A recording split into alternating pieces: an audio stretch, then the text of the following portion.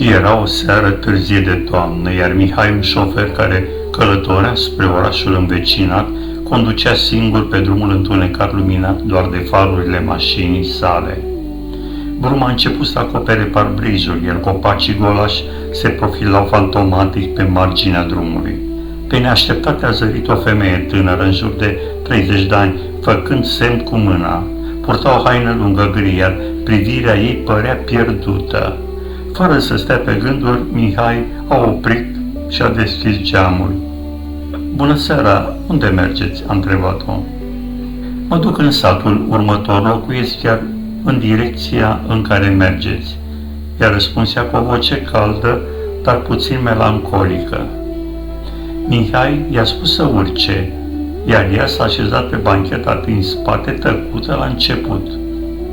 După câteva minute, Mihai a început o discuție banală despre vreme, încercând să-i facă drumul mai plăcut.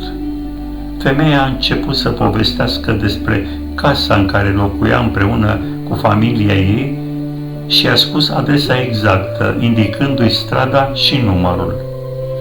Povestea ei era liniștită, dar ceva în tonul vocii sale îl făcea pe Mihai să se simtă ciudat.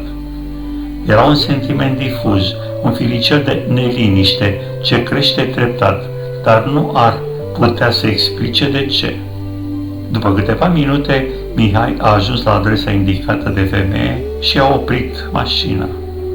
"Am ajuns," a spus ea zâmbind ușor, privind în oglinda retrovizoare, dar nu a primit niciun răspuns.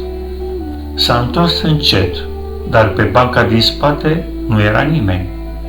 Femeia dispăruse. Mihai a încremenit pentru o clipă, neștiind ce să creadă, poate că a coborât, fără să-și dea seama. Încrezător că avea să găsească o explicație, Mihai s-a îndreptat spre casa în fața căreia oprise și a sunat la ușă. A deschis o femeie în vârstă, surprinsă de vizita neașteptată. "Bună seara, iertați-mă că deranjez, dar cred că am luat în mașină pe cineva care locuiește la această casă."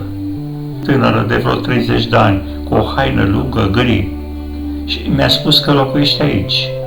Femeia în vârstă a rămas tăcută câteva momente, iar apoi, cu o voce abia șoptită, i-a răspuns: "Descrierea dumneavoastră seamănă cu cea a fiicei mele, dar ea a murit acum 5 ani, într-un accident pe drumul acesta, exact în locul unde spuneți că ați întâlnit-o."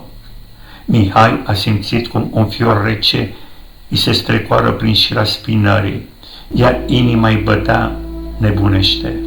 S-a retras încet, mormăind o scuză. A pornit motorul, a plecat, dar pe drum gândurile erau confuze.